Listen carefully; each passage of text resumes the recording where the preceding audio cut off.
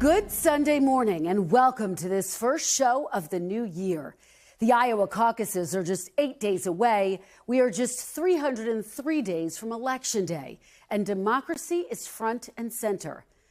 Faced with low approval ratings and trailing former President Trump in head-to-head polling, President Biden kicked off his 2024 campaign on Friday, on the third anniversary of the January 6th attack on the Capitol. Biden framed the election as an existential choice for the future of democracy. This is not rhetorical, academic, or hypothetical. Whether democracy is still America's sacred cause is the most urgent question of our time. And it's what the 2024 election is all about.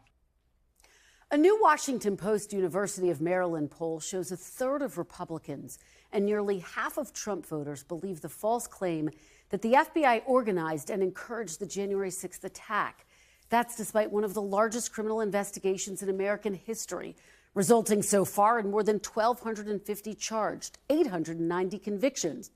President Biden accused Mr. Trump of refusing to denounce political violence. Just this week, bomb threats were reported at government buildings in at least 10 states, forcing lockdowns and evacuations at state capitals and courthouses across the country before the FBI determined the threats were a hoax. Political violence is never, ever acceptable in the United States political system. Never, never, never. It has no place in a democracy, none.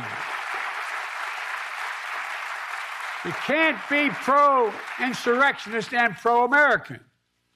And yet Trump and his MAGA supporters not only embrace political violence, but they laugh about it. At his rally, he jokes about an intruder, whipped up by the big Trump lie, taking a hammer to Paul Pelosi's skull and echoing the very same words used on January 6th. Where's Nancy? And he thinks that's funny. Now, the Supreme Court will consider whether former President Trump can be banned from the ballot in Colorado because of his role on January 6th. Mr. Trump was disqualified from primary ballots in Colorado and Maine pending appeals on the grounds that anyone who swore an oath to uphold the Constitution and then, quote, engaged in insurrection or rebellion against it is no longer eligible for state or federal office.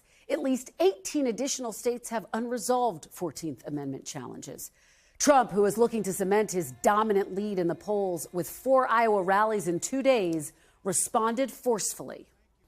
When you make your speech in front of millions of people and you're making the beautiful speech, looking down to the White, that was one of the great scenes I've ever seen.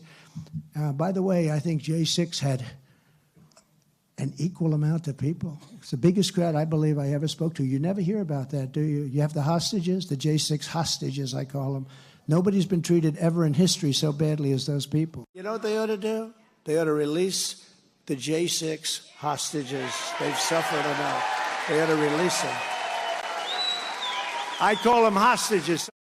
Thanks for watching. Stay updated about breaking news and top stories on the NBC News app or follow us on social media.